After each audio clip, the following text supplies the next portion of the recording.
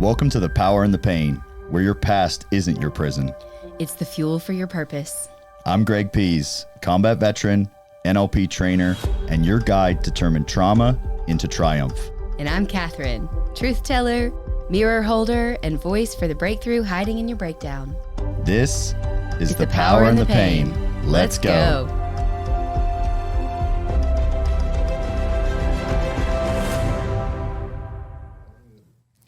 Welcome back to another episode of The Power and the Pain.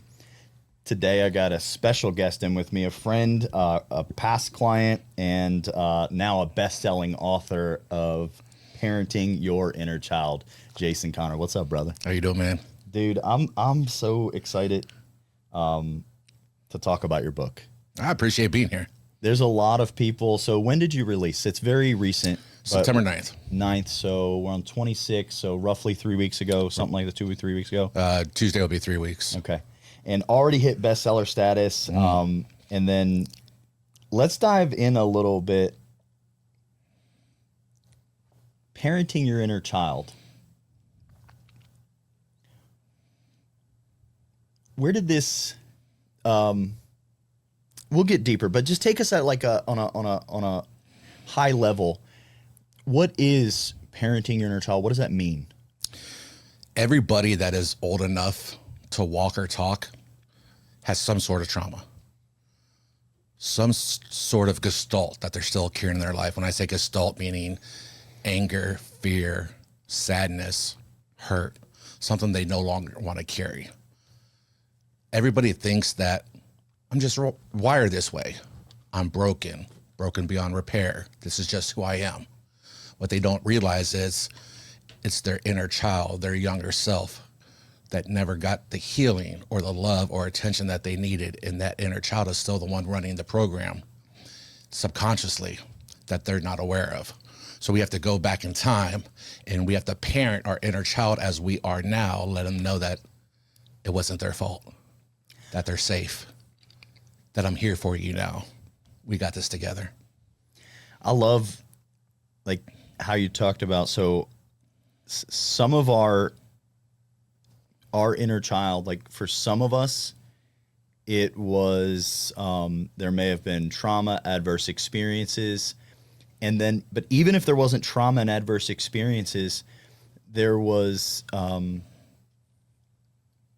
we had learnings that didn't support us processing emotions in a healthy way. We didn't need adverse experiences to not know how to process these traumas. And ultimately, like as our inner child, like our inner child was learning something. And then when we get to today, we think that's just who we are. Our inner child was learning what was instilled of them when they were a child. As we know, values are instilled in us between age 0 and age 7. And as we grow up, we have to realize, do we still identify with those values? Do we still support their values? Because your values determine your beliefs and your beliefs determine your behaviors. Well, when we act out in our emotions and our triggers, we don't want to change the person. We want to change the behavior. Yeah. Therefore, we have to change their beliefs, which means we have to go back and recheck their values. And the beliefs are so, our beliefs are so unconscious to us. 100% unconscious. Like we hold so many beliefs that we don't even check them as a belief because we're sure that it's just a factual truth, but it's not. It's not, and it's a factual truth to who? You know, first, a small example, you know, we always thought Santa Claus was real. At one point in our life, Santa Claus was real. If you had just applied that belief or that value to where you are now, you see a completely different picture. Mm-hmm. So if you can just take each instance like that and apply it to your life, your values will automatically rewrite themselves. Therefore, the beliefs get rewritten and your behaviors get rewritten. Dude, so all right. I mentioned in the beginning, I've had the privilege of working with you as a client on this journey. I mean, we've known each other for a while and we've got to work together. I mean, we started working together, probably closer to 5 years ago, something like that. Yeah. And it's been a good ride. It has been an amazing ride. Speaking of which, you have created a lot of success in the last 5 years. What is success? Said by me. Financial success, business success, emotional success, spiritual success, and familial success. I have had people literally reach out to me, more than one, more than two, and they say, "What did you do to Jason?" And I've always told everyone, to the point where, like, and I appreciate you so much, because you give me so much credit, but I always tell the only factual truth, like, Jason did the thing, like, he did it. Okay, so then for everyone listening, right, what's the thing? What's the magic? And I tell people, like, and I want to talk about, like, you highlighted in chapter 4. I remember the day it happened. I tell people, Jason went in, and I literally, let me find this one spot in chapter 4. Where I met him. Where you met him. 100%. On a park bench. Well, okay. In chapter 4, I know you first met him on the park bench.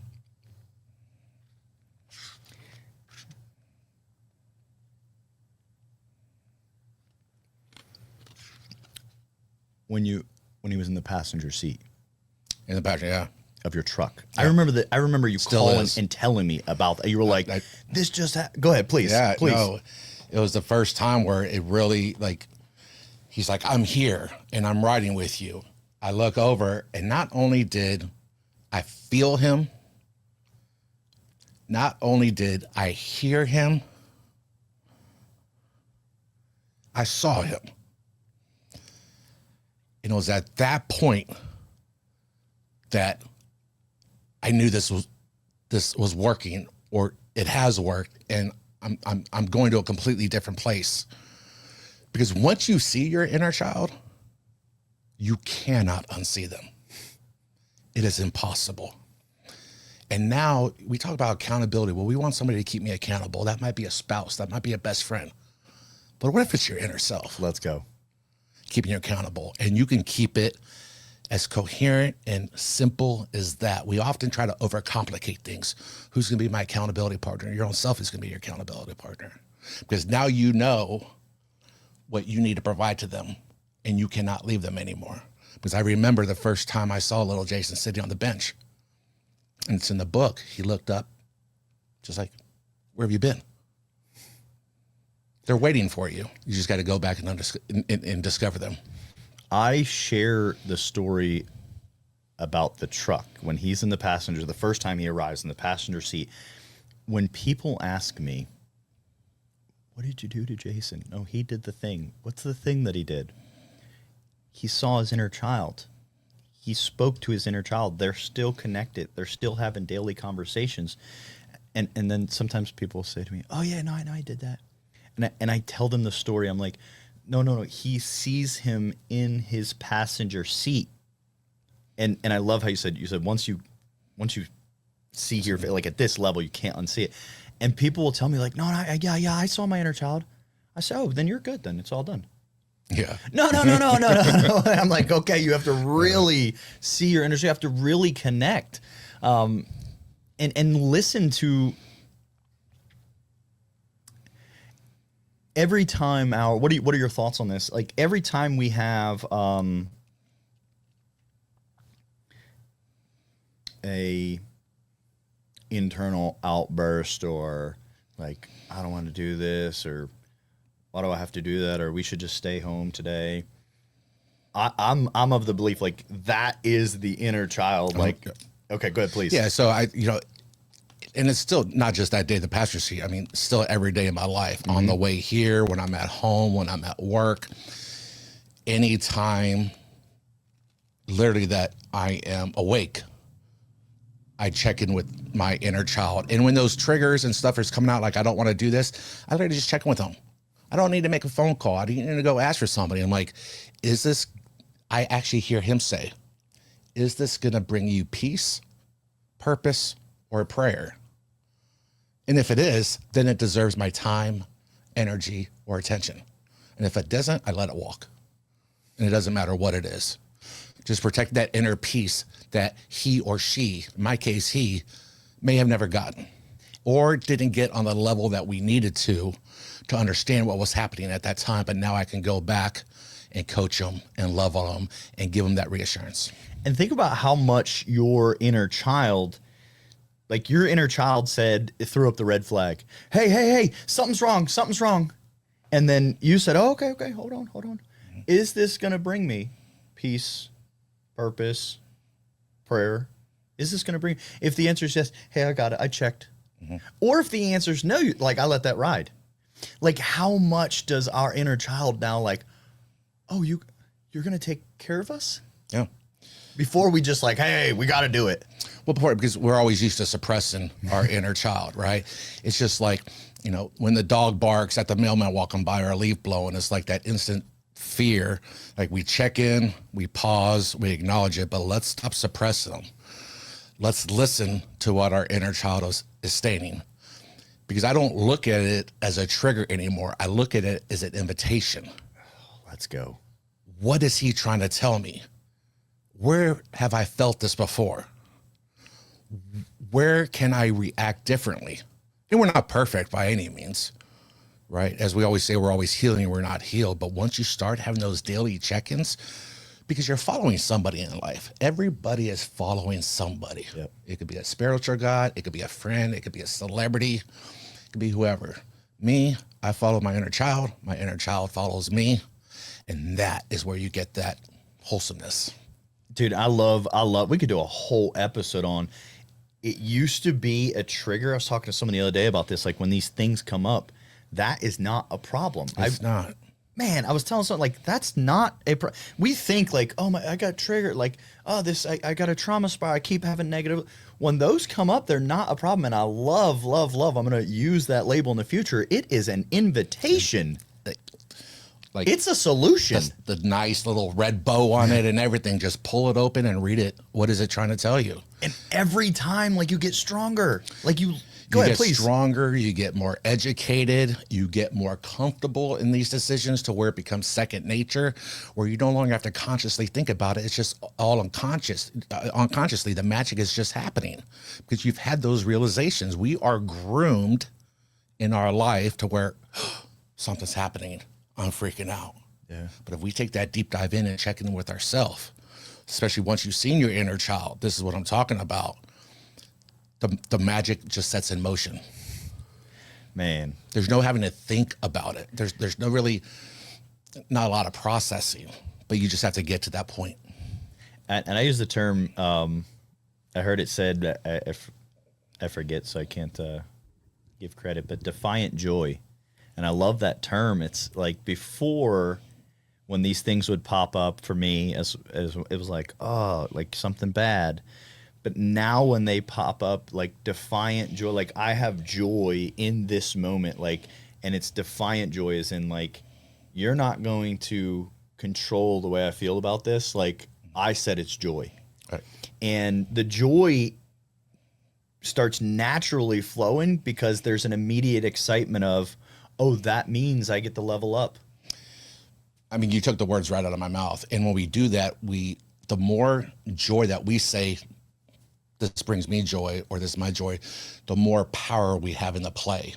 The more we can go back and be the person we were before the world told us who to be, before the world told us to armor up, before where the world told us to fight or flight.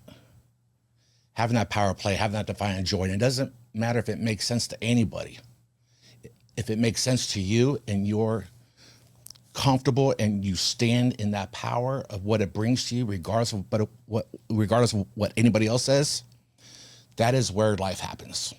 Dude, I was listening to this NLP book. I'm still, so the last couple of days I've been listening to it, and this gentleman said something. I was like, holy smokes, like, I loved how he worded it. I'm going to go through.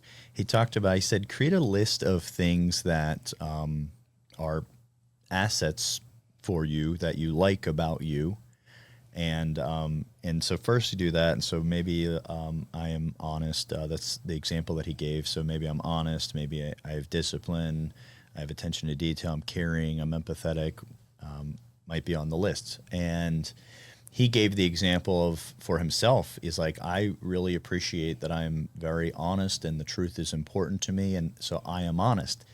He said, the first time I did this exercise, my mind immediately pulled up the memory of when I shoplifted as a kid.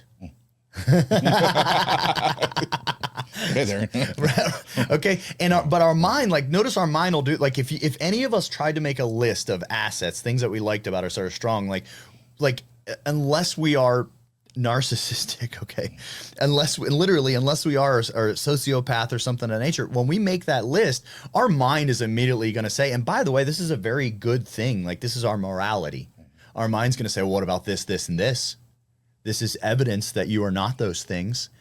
And what he said is, he said he pulled up that memory from when he was shoplifting as a kid, and he shrunk it down till it was on an index card, and then he wrote on it, in his mind, he wrote on this,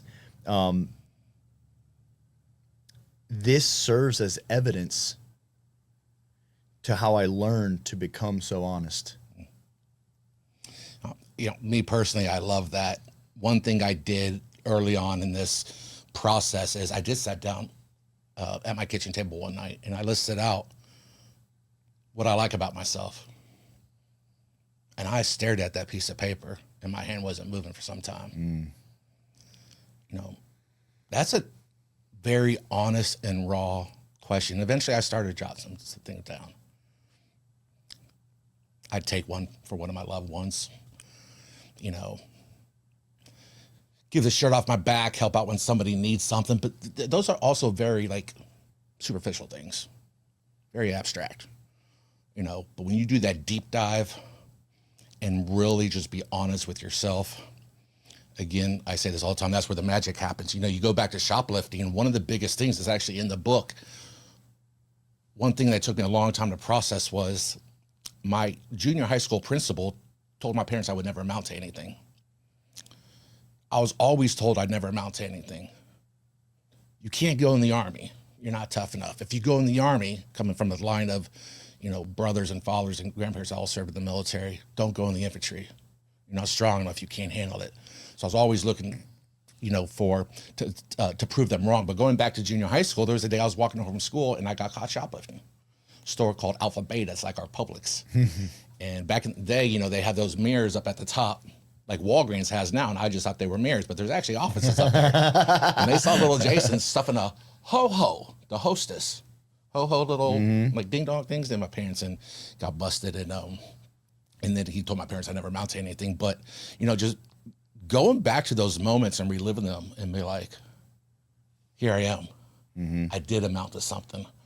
Stop really chasing that validation, but when you get to that point in life, you can go back and you'd be like, that doesn't affect me now. Like, I don't need to go out and keep proving people wrong. You know, I'm very comfortable with who I am. And it does not matter if you take anything from this, it does not matter what anybody else thinks.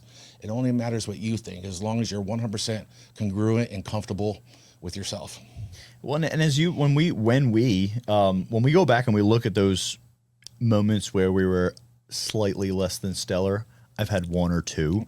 And when we look on those, like, the question to ask as you're evaluating that situation, what did I learn from this situation that protects me from doing that again? And if you're not sure, if you're like, I don't know, I would study that until I find out. Yeah. No, 100%, because if not, you know, the definition of insanity, right? You're going to keep doing it. But just take every one of those instances over time. Just like anything else, if you practice something over time, you're eventually going to master it. Yeah. Dude, okay, I gotta let me look in here because there's something that hit me. So I got a few spots highlighted that I was like, I definitely want to talk about these. Okay, we slightly talked about this, but this was really powerful. I used to confuse the critic for discipline. I thought he was the voice that kept me sharp, that held me accountable. But it wasn't accountability. It was abuse. Recycled, internalized abuse that I never questioned because it came in the same tone that I had grown up with. Dude, that's powerful. Like, how many people, like, when I read that, I was like, oh, I relate. Everybody relates to that. And it's not because our stories match, because our pain does. The inner critic and the discipline, I mean, you just read that and it took the wind out of me. It's crazy because, like, I remember having a fear of losing my edge. Yeah. It kept me safe during that time. It kept me with the illusion of power during that time, control at that time. None of it's real. It's all armor. That was this chapter in writing that, just to remember, was the hardest one of them all. Because you have to go back and just make realizations that you never thought you had to go back and make realizations too. You know, again, it's all just part of. It makes me a little emotional.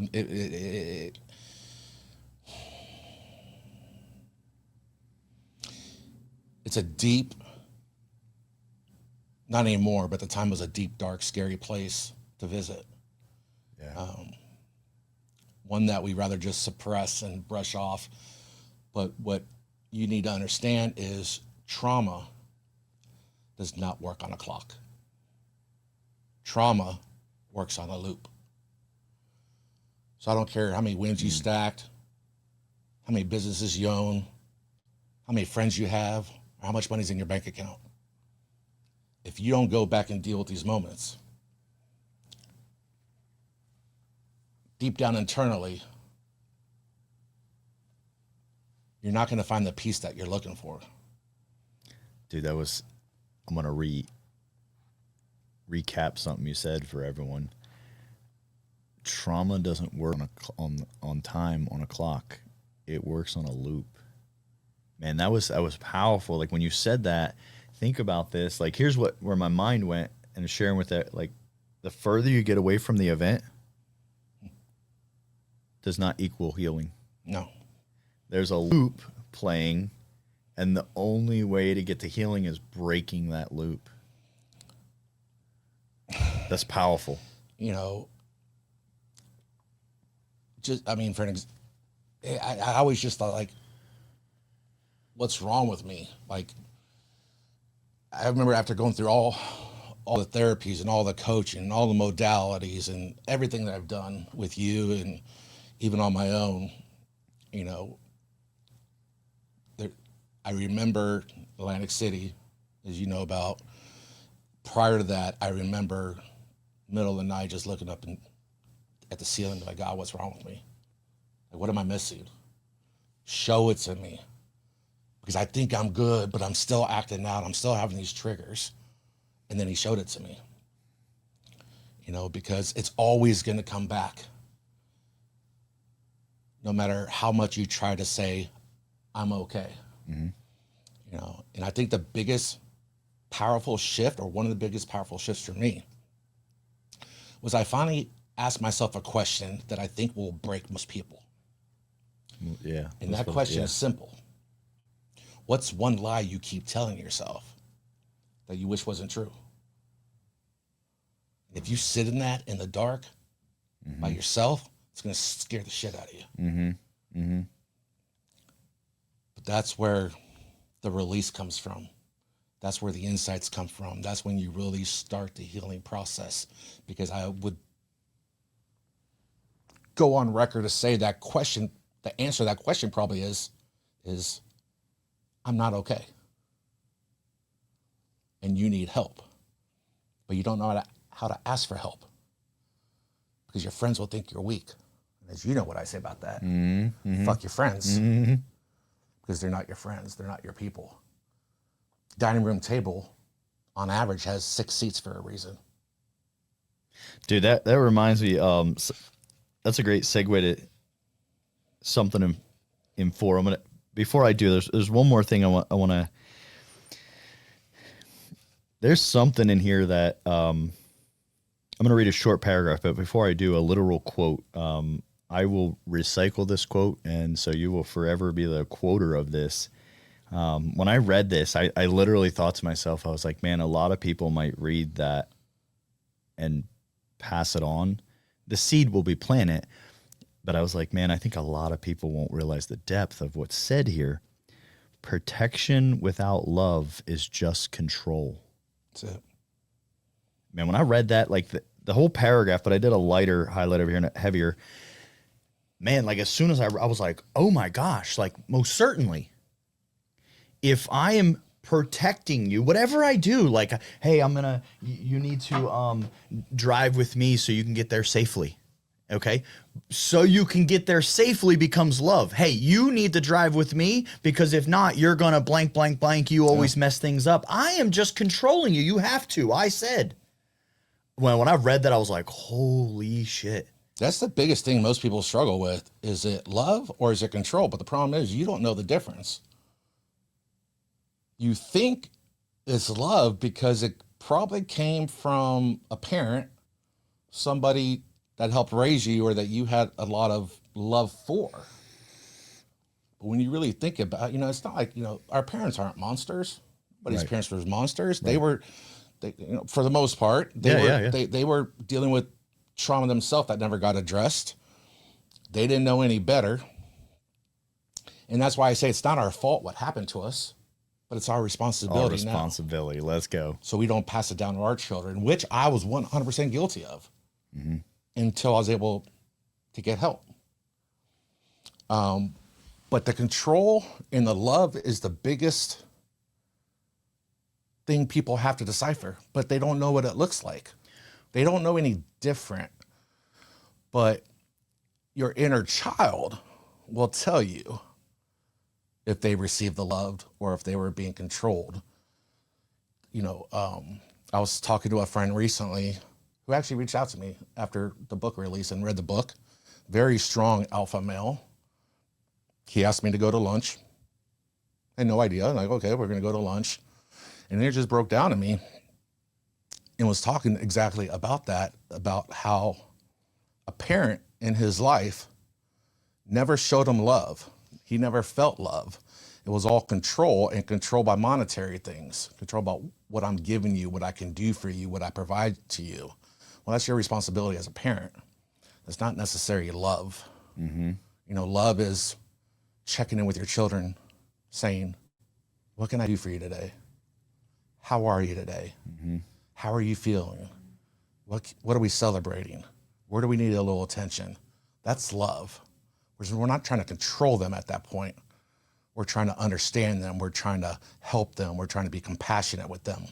And if you do that now with your children, like I was talking on your mastermind on Wednesday, that is where we set them up for success and not making sure they come up with any generational trauma by identifying that early.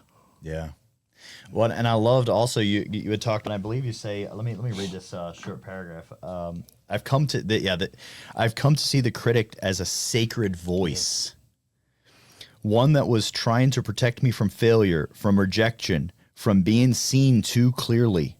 But just because he was trying to protect me doesn't mean he was helping. Yeah. I remember for myself, and a lot of men will resonate. Women, you're allowed to resonate as well. Anger, outbursts, frustration, lack of patience, rage was like inappropriate responses. And sadly, inside of the house, behind closed doors, those people caught the biggest brunt of it. And that, for speaking for myself, was how I protected myself. Right. Literally on my journey, I've quantified healing and so, but like literally in your book is the first time that I'm realizing like protection without love. I was protecting myself, but I wasn't loving myself. This protection without love was me controlling the situation with a negative connotation. Well, I feel like if you don't receive love, you're always on the defense. You're waiting for the shoe to drop. You're waiting for the next fight. You're thinking consciously how you're going to protect yourself when it happens, but you don't know if it's going to happen. Golly. But you're living in this guard dog defense, just you're ready to go to war with the world, and you're always just ready, and it's not real. And we're constantly, I think, because you said something, so I think there's a similarity here. We're constantly, now I've shifted like so math, but man, I think years back, constantly playing out ridiculous scenarios in which they're extremely negative and how I would react so that I'm prepared in case it happens. We know the guard dog will do its thing if he needs to do his thing, but we don't have to live in that state of readiness to always fight. Yep.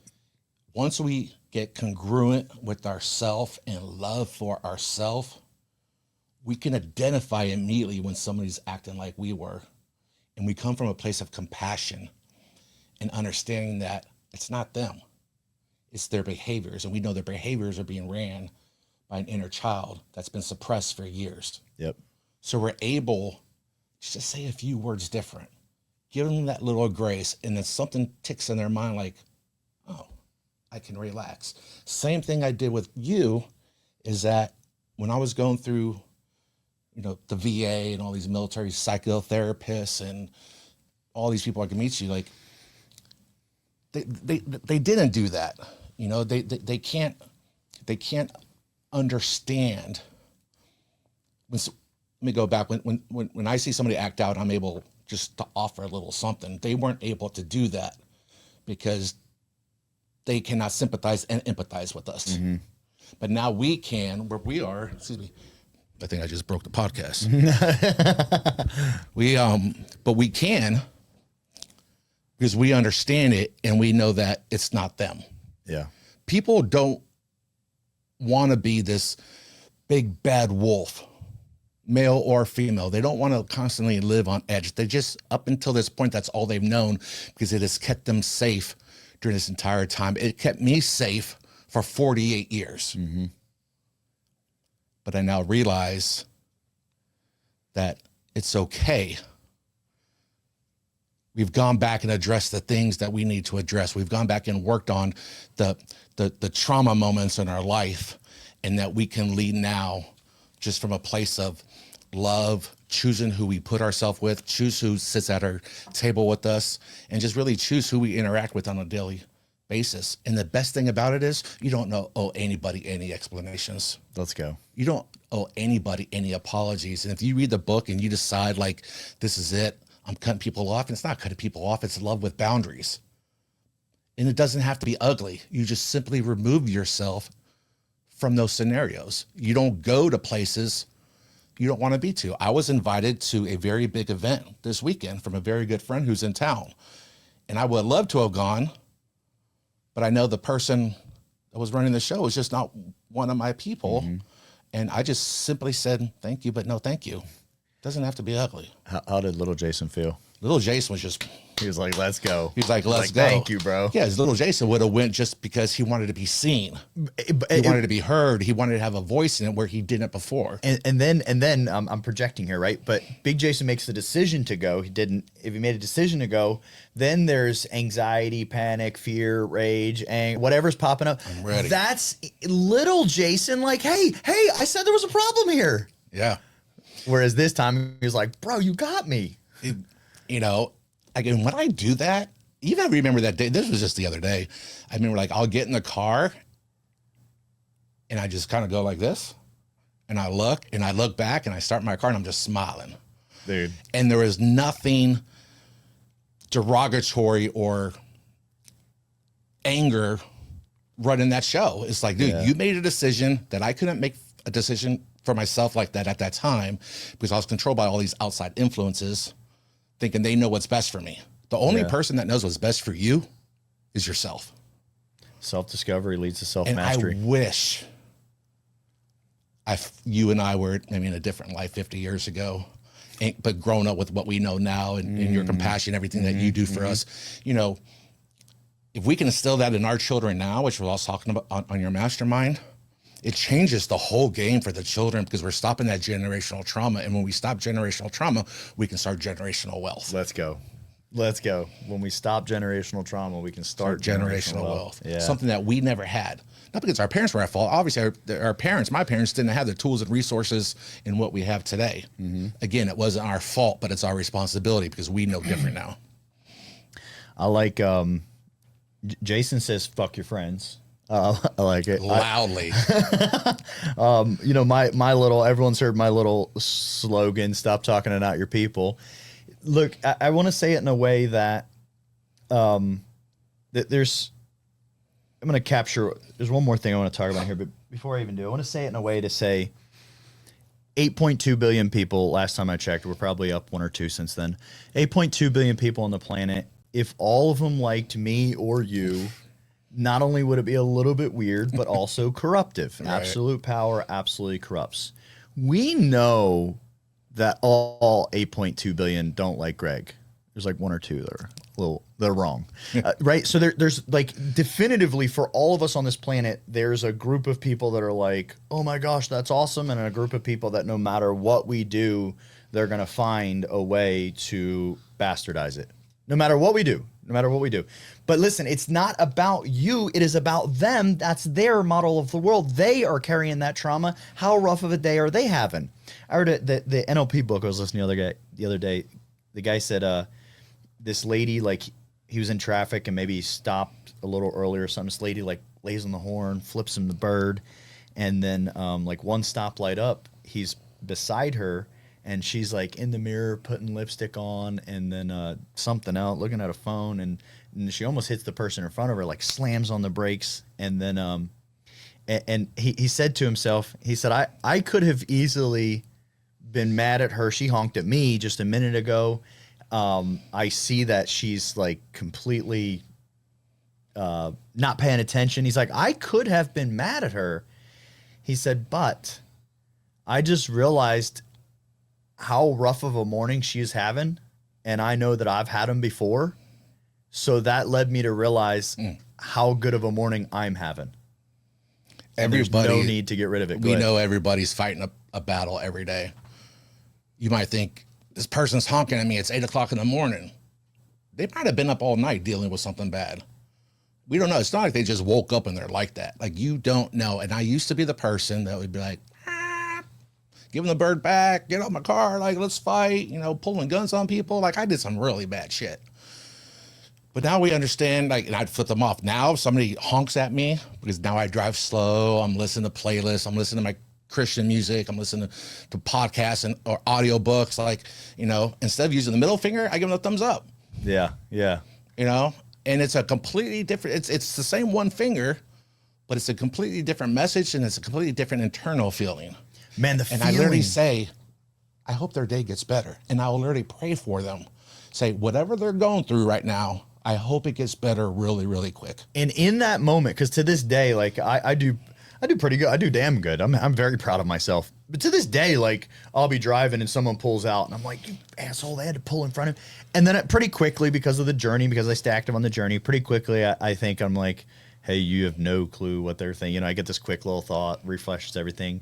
And then I think to myself, like, let's say they're going to make me, I'm going to have to slow down because they pulled out. I'll slow down and I'll think to myself, I am happy to let them in front because whatever is going on, they made a decision and said, I need to be one car in front of him. Right. But when I do this every time, I don't know how it's a little bit, I'm not sure what words to use, but oh my gosh, like I feel so like empowered and like, oh, I'm the better person. You know, it feels good. It's that little clicking neurology. You have 2 choices. You can be the honk, F you, why'd you do that? Go up on the side of them, honk, honk, look, give them the bird again. And then like, what if like right after that,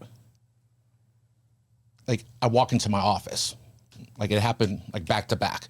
Now I'm walking in with this angered state, ready to fight, can't consciously help myself or my clients. But now, not only did I change my neurology, I'm offering prayer for them. I'm offering grace from them.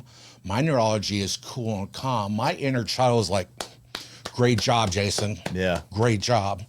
and it changes everything for them. Everything. You just don't know what they're going through. We look so composed on the outside. We don't have scars. We're not cut. We're not bleeding. And they don't look scars or bleeding either. But something is going on for them to do that because people just don't drive like that. Right. You know, so give a little grace, pause. Okay, the dog is barking. Is it real fear or is the mailman just walking by?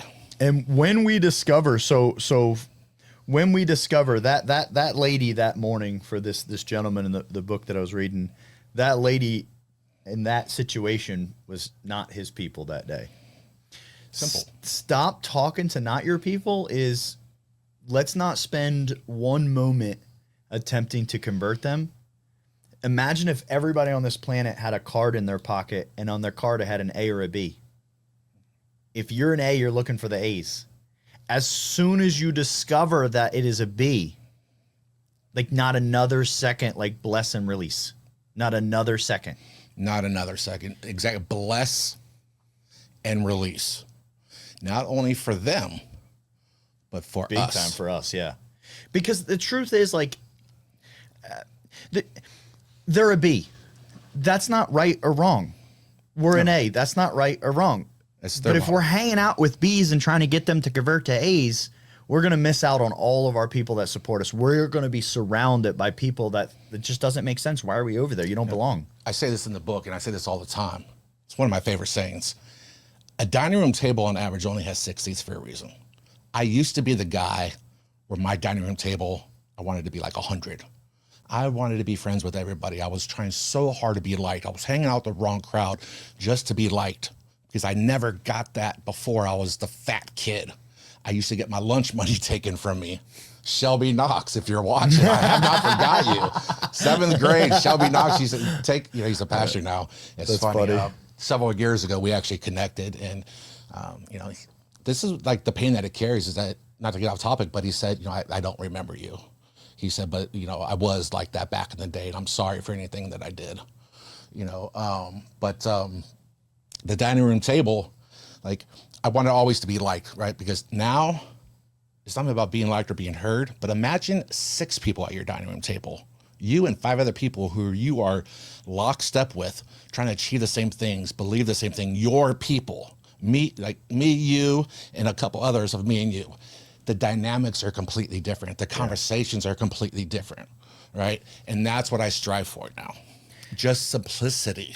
And so for everyone out there, like wherever you're at on your journey, like Jason has talked about and talks about in the book, therapist. I mean, like to put it in a little bit of perspective, if I never painted before, anything, but I studied art to the level that I had a PhD, and then if you wanted to start painting, I could teach you all of the art theory, but I have no practical application to share with you.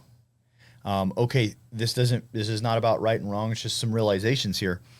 If a person has not had these exposures, experiences, or journey, and they learned everything the book said about healing, they do understand in theory.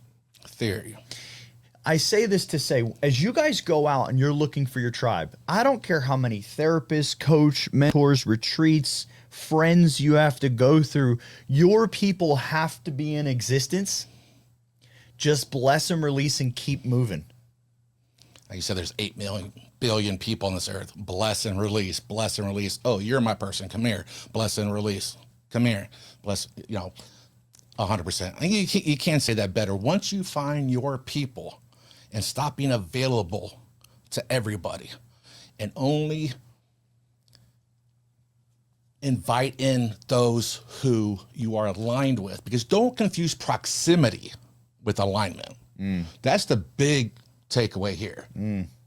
My neighbors, people that live around the corner, people I see at the gym, that's proximity. That's not alignment. Let's go. This is alignment. Yeah. And it doesn't matter where you live, because I have this with people that I've only talked to on Zoom. Mike in Pittsburgh. Yep. Right? David in California. Yep. Never met these people. We have Zooms together. We talk. So it's not about proximity. Right. We Yeah, have the that's whole huge. world to discover our people, but we never want to kind of like peek outside, be like, oh, who else is out there? I just grab who's ever right here, because if you're close to me, that means you must be somebody I want to hang out with. Yeah. Man, that is good. Don't confuse proximity with alignment. That's Dude, it. let's go, man. All right, let's leave off with this, and then if you will, I would love to have you back on for another episode. We got more to talk about. I'm Let's close up with this. We'll spend a little time on this, and then we'll close out. So we talked about stop talking to not your people, or if you like sentence enhancers, fuck your friends. Let me read. Say that one more time. I love everyone listening. All right. Okay, I'm gonna read this. This hit me so. Like, I feel comfortable. As soon as I read it, I'm like, to say I knew that, like, I unconsciously knew it. When I read this, it was like absurdly conscious for me. And I was like, I thought of so many examples flooded through my mind of myself and my experience, and then people that I've helped guide on their journey. Okay. Speaking in the context of blessing and releasing. That's what the inner critic thrives on. Secrecy. He loves the dark. He loves it when you keep your fears to yourself. Listen, here's where it gets really good. When you pretend everything is fine, when you don't ask for help, because then he can keep convincing you that your pain makes you unworthy. Keep convincing you that no one would understand.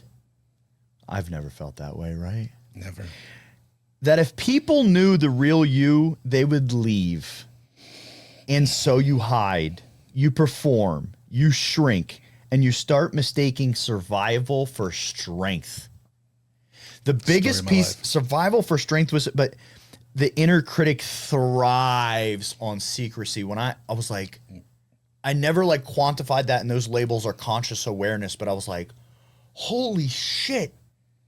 Like when we release it, it loses all of its power. All of it. Like I said, this was one of the hardest chapters for me, because that's exactly what I did for 48 years of my life. I pushed everything away.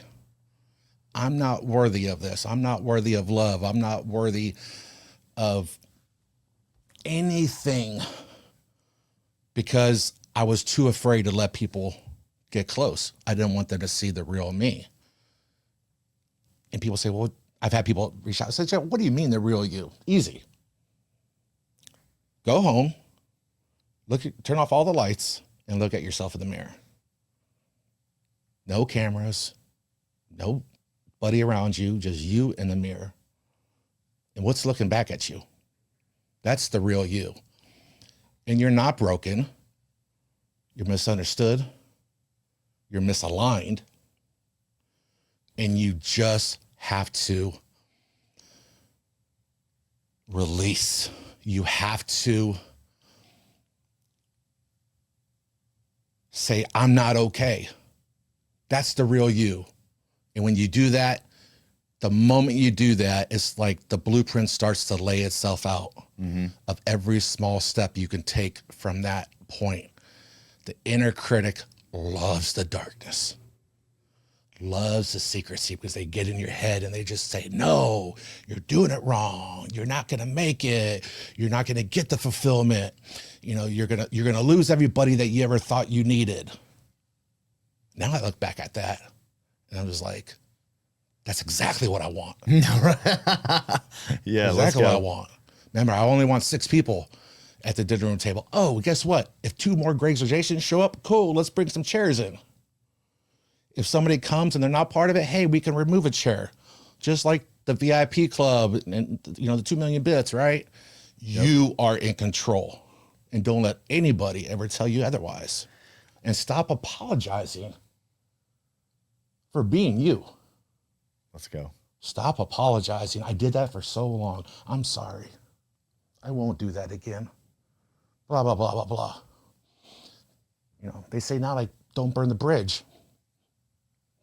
I thought about that a long time. Growing up. Yeah, don't burn the bridge. Might need to go back. If you ask Jason now, and I don't mean this in a negative sense, I just go back and throw more accelerant on it. I'll swim across if I need to get back. Huh? I'll swim across if I need to get back. Swim across. Like, that's how congruent I am, and that's how I feel what was needed for me. Everybody's path is going to be a little bit different, but in general, for me, that's just where I'm at in life. Once I make that decision, that's it. If I pick them up in a few chapters later, great. If they want to come back and be part of my story, but if not, it's okay. And I have no hate. Listen, I have no hate. I have no ill will. I have no anger. I have nothing. What I do have, I have peace and I have clarity. I have myself. I have my spouse. I have my kids. I got a business, the house. I got my God, and I got the people that are my people. And that is all I need. And if I knew that at age 10, age 12, age 25 or 30, I would have took it and ran with it. And that's what I hope I can do to anybody who might be a few chapters behind or looking for that little bit of clarity. I love the again, creating that highlight on our inner critic. And I mean, we could use a million labels, and when we talk in spirituality, the law of polarity. In order for something to be whole, it must be comprised of equal opposite parts. So day and night, boy and girl, so on and so forth, happy and sad, rainy, sunny. Inside of us, we have good energy or light energy, and we have dark energy or negative energy, and you know, the inner critic and then our inner parent. And depending on whatever you believe in spirituality, like the dark side gets its grips on us. So we do it to ourselves, but if you've been traumatized or a victim of someone else, they did this to you. But now we also do it to ourselves, and there's a lot of it. The inner critic, the dark side, it likes secrecy, and it uses our learnings against us, and it just rejudges over and over again. Well, if we continue to get judged, that means we were wrong. We're not learning anything other than we're anchoring how wrong we are. 100%. The dark side keeps us in secrecy because, so we make a mistake, or I mean, call it a mistake, but listen, we take an action that we're responsible. We do a thing that in hindsight, we're like, I don't want to do it that way in the future. And the dark side says, if they know that you shoplifted when you were a child, everyone's going to know once a thief, always a thief. No one's going to trust you. People are going to look at you differently. You're never going to be able to advance. So this is like creates the secrecy, right? We do it to ourselves, right? The reason why this happens, once the dark side, and if you've ever been a victim to another human being, once the dark side has you in secrecy, now it can convince you because, hey, don't let those people, no. Okay, now you're hidden alone. Now, where do I get my purpose, satisfaction, empowerment, love from? Now it's like, hey, no one likes you anyway. They're all judging you. You might as well shoplift again. You might as well have rage again.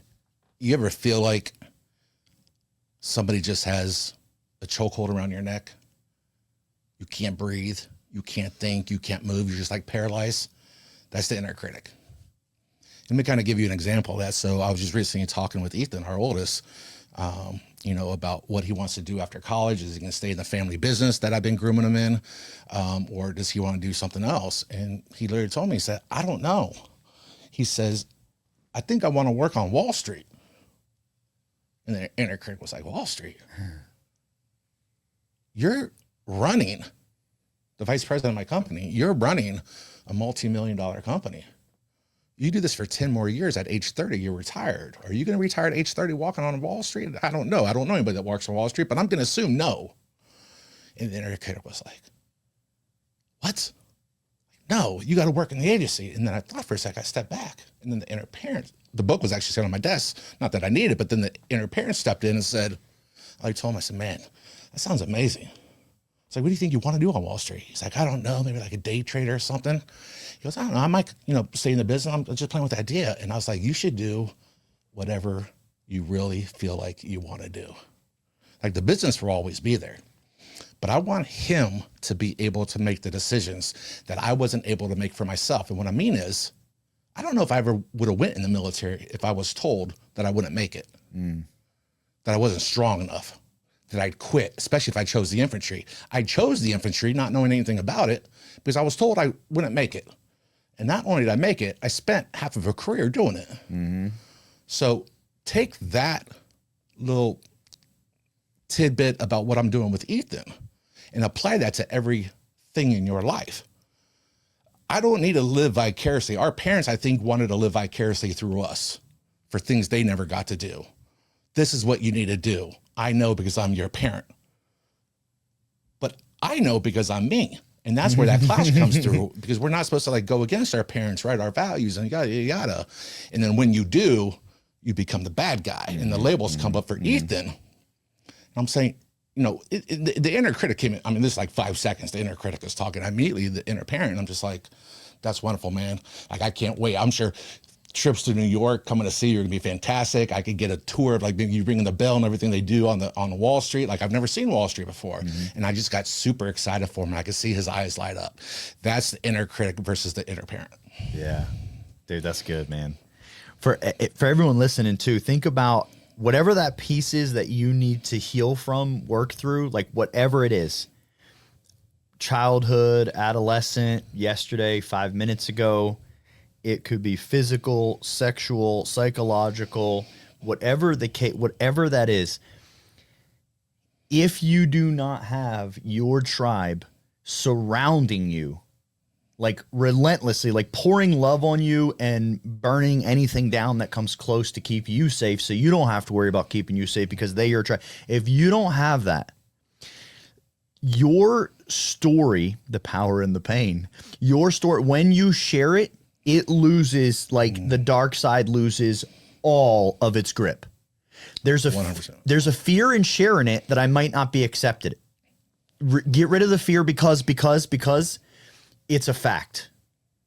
When you share it, you might not be accepted. Okay, stop talking to not your people. Please. Man, you hit that dead on. You said, I'm not going to be accepted. And as you were talking, I'm thinking, who gives a fuck? Right? I don't know how I can say that. No, let's go. Okay, who gives a fuck? 8 billion people on this planet. Of course, you're not going to be accepted or understood by some, but all you need is 6. Let's work on filling up that dining room table. Man, if you have 6 in your tribe, like it's more powerful than you can actually. It's like 6 real ones. Like, keep going. I have like 6 real ones, you know. A few more, but you get what I'm saying. But I used to be like, I need 100. Like, I'm friends with everybody. But now all their triggers and everything, that the work they've never done, are affecting my life. I have 6 people who see the unicorn.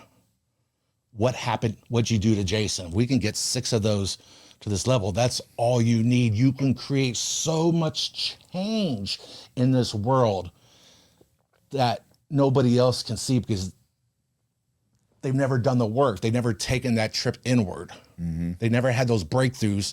They never had to. And before don't get me wrong, before the breakthroughs happen, you're going to have a lot of sweaty, sleepless nights. And I don't mean that like to scare you to be like, oh, I can't do this. It's just the fact of what it is.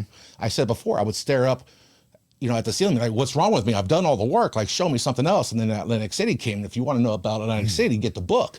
But that's it. Like, I don't care about being accepted. I want to be accepted by one person. And that's little Jason.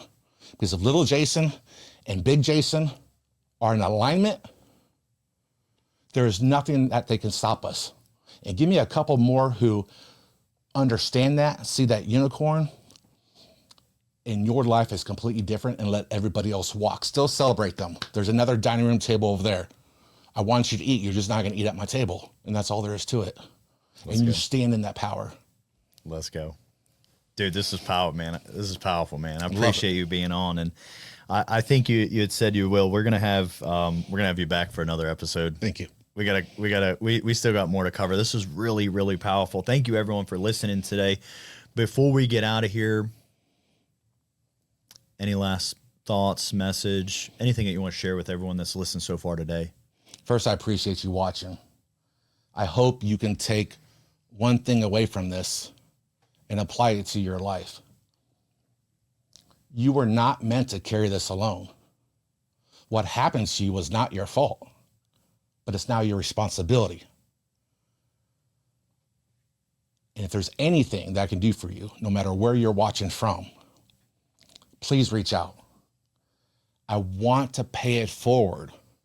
And as we know, all proceeds, all royalties from the book that are now coming in are being forwarded to the GP Mind Growth Academy for you to step into your power with Greg Pihs and get into the events like you have tomorrow, the firewalking, all the modalities, and then get into the weekly mastermind. Your ticket price, if you will, is being covered by the book royalties. All you have to do is reach out and say, It's me. It's me. I identify with your book. What more? Just, I want change. I want help. I'm not okay. This is for you. All you have to do is commit 12 hours. That's it.